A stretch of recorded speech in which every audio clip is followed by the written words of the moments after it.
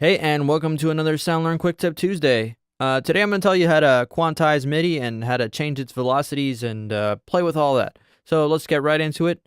No time wasted. I've got a performance here. It's not perfect, so what I do is hit Option 0, and let's go ahead and open this up so you can see a lot more closely.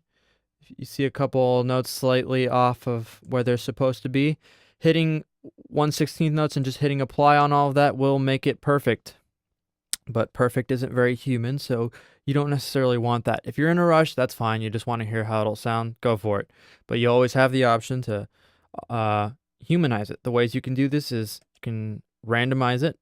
Around 61% gives you pretty good results. So you'll see it kind of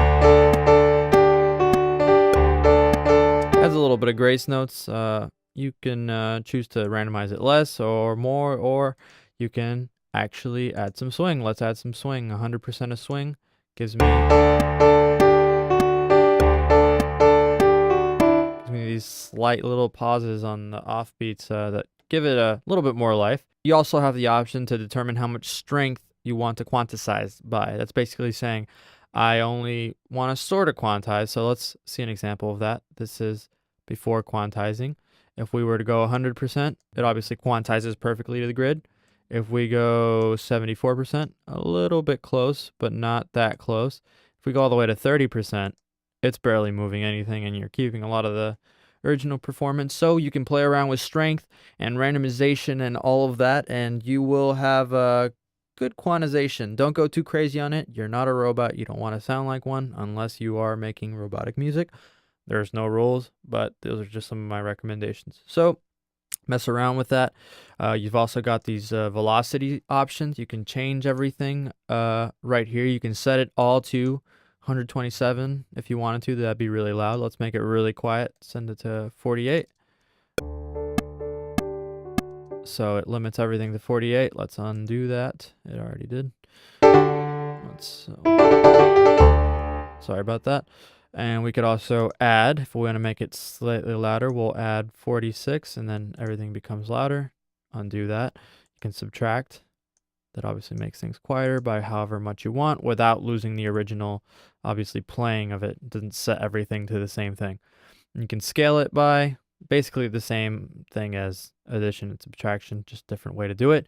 You can actually also do a curve. This is very interesting. Helps a lot for snare rolls and build-ups and stuff like that, or just intros. Let's not take that limit off, and you'll see that it fades in.